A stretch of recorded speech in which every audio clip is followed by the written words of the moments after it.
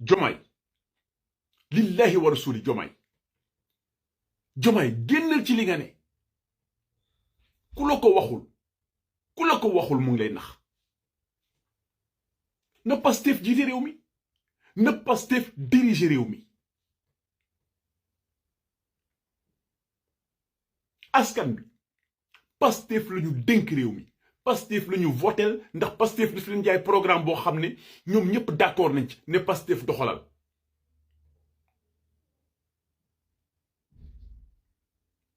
ñi lay gëmloo affaire état gis nga affaire état yooyu ñu lay gëmloo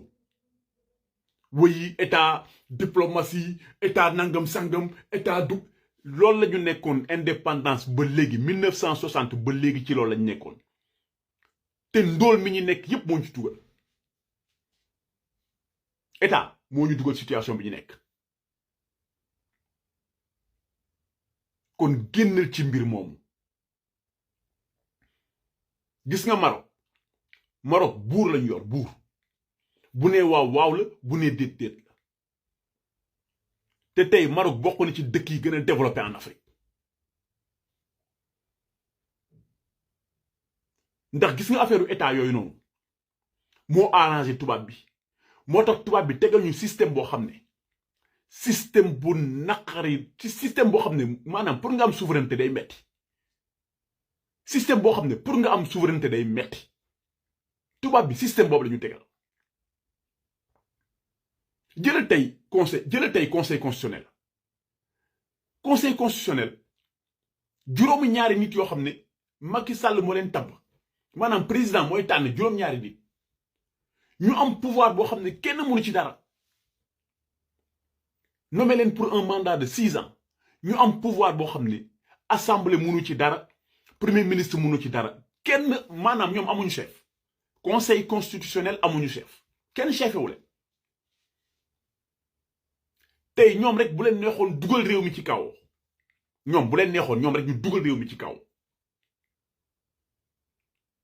kenn amul pouvoir ci ñoom loolu mooy ban système système boo xam ne président de la République sax amul pouvoir ci conseil constitutionnel te askan bi votel président de la République ne ko yow dañ laa votel pour nga doxal sa programme dañ laa votel jox la tous les prérogatives dañ laa votel jox la pouvoir bi pour nga doxal sa programme ndax gëm nañ ne sa programme mën nañoo génne ci situation bi ñu ne léegi président boobu ñëw face à un système boo xam ne moom mënul contrôler système bi bopp yéen ngeen ne loolu baax na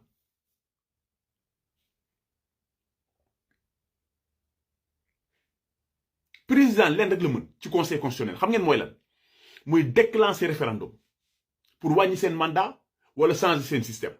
référendum rek le président mën a déclencher jaar fa pour que ñu am solution ci conseil constitutionnel à part ça amuñu beneen solution ci conseil constitutionnel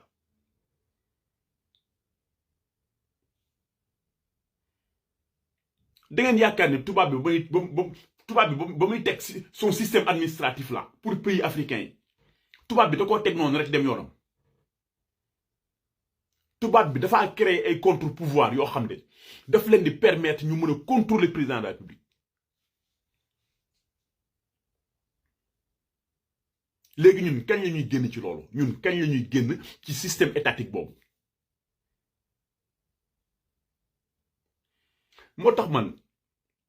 li nit ñi di wax ñëpp c'est bien beau ñi wax naan non président amul benn problème ak Ousmane maanaam ñàkk waxtaan la rek réeroo la yooyu yëpp c'est bien beau soit waaye ñun li nga xam ne ñun les patriotes en tout cas les patriotes ñun li ñuy xaar tey ci président de la République mooy des actes concrets des actes forts président na teg ay actes yoo xam ne ñun daañu gis ne kon lii lañu Ousmane Sonko digoon te ñoom tànk yooyu lañ jël président ñun tey loolu la ñuy xaar ci yow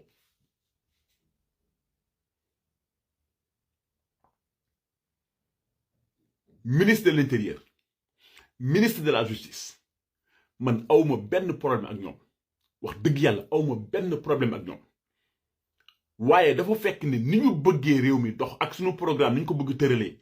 ñoom ñaar poste yu ñu ne nañ leen fa jëlee yóbbu leen def leen ay ambassadeur jël ñeneen ñoo xam ne ñu ngi ci parti bi ñoo xam ne ñu ngi ci yor nañu ADN parti bi ñoo xam ne comprendre nañ la mooy vision Ousmane Sonko ñoo xam ne xam nañu Pastef lan la prôné ak Pastef fan la jëm ñu teg leen fa. ñun président ñun tey actes yooyu dañuy xool nous attendons des actes forts ndax patriote nag képp ku yaakaar ne mën nga leen nax yaa ngi nax sa bopp. képp ku yaakaar ne mën ngaa nax patriote ci ay waxi kese wala ay posture yaa ngi nax sa bopp. Ousmane Sonko ba mu ñëwee dafa yàgg dama ne Ousmane Sonko ba mu fekkee askanum lëmb di nelaw dans un coma profond mu ñëw gëzam leen ne leen yeewu leen jóg leen réew mi yéenee borom port bi yéene ko moom gaz bi yéene ko moom pétrole bi yéene ko moom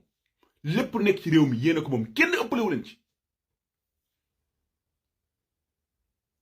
li French Fanon waxoon ne chaque génération dans une relative opacité doit trouver son combat, l'assumer ou le trahir. dara gënul metti ci àdduna ngay dund te xamuloo luy sa mission. dara gënul metti ci àdduna ngay dund te yow xamuloo luy sa mission ci kaw suuf.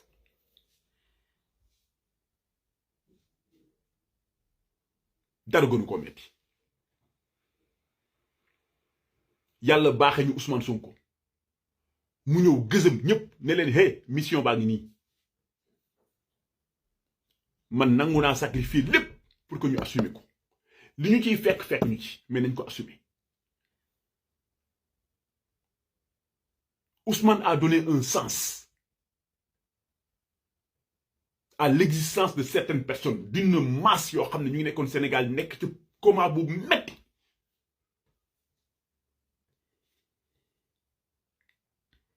moo tax Ousmane Sonko boobu képp ku yaakaar ne mën nga ko faagaagal ak koo mënta doon ak doole boo mënta yor billahi lazi yaa ngi nax sa bopp. maa ngi rappelé wu en 2021 fekk je venais tout juste de me réveiller gis ci réseau yi ministre de l'intérieur Antoine Diome ne suba bu Ousmane Sonko ñëwul na ngeen ko jëli. keroog laa def audio boo xam ne billahi li ma ko waxloo sa xaw ma ko. maa ngi jël audio bi dugal ko ci panelu aar lu ñu bokk li may wax ni yenn leaderu Pastef xam nañ ko. am ku jël audio bi def ci photo Barthélémy Diaz daal di koy tasaare ci réseau yi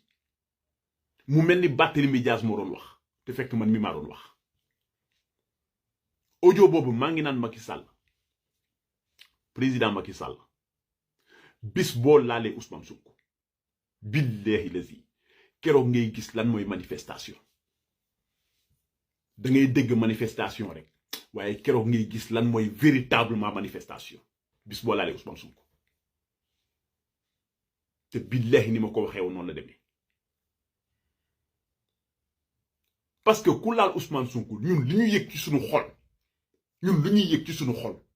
mënuñu ko expliquer. moo tax ku ci nekkul mënoo comprendre ku ci nekkul mënoo xam. yàllaa ñu boole Ousmane Sonko du Ousmane de yàllaa ñu boole Ousmane Sonko ndax Ousmane dafa jaayante ak borom bi. Ousmane dafa jaayante ak yàlla lu rëy. yàlla nag boole ko ay soldaar muy askan bi. ndax ku mënoon a toog yor ay milliards yoo xam ne doo toj banque doo dem di sàcc fenn da ngay toog ñu jox la ay maletu milliards. Ousmane ba muy nekk impôt et domaine ñëpp xam nañ ne bu bëggoon nekk milliardaire ñaata redressement la Ousmane def mënoon a yor ay milliards jënd ay appartement ay New York ay Dubaï doomam yi di dawal ay oto 200-300 millions Ousmane mënoon def loolu yëpp Ousmane Sonko sacrifié ko. bu ne woon Macky Sall jox ma 200 milliards ma bàyyi la nga gouverner Macky Sall jox ko loolu yëpp Ousmane Sonko bàyyi ko. Macky Sall li tax mu jàpp Ousmane Sonko du pour tëj ko de pour mën a négocier ak moom moo tax mu jàpp ko ndax xam na ne Ousmane tant que mu ngi en liberté mënul am porte pour négocier Ousmane Sonko. loolu ñi xam nañu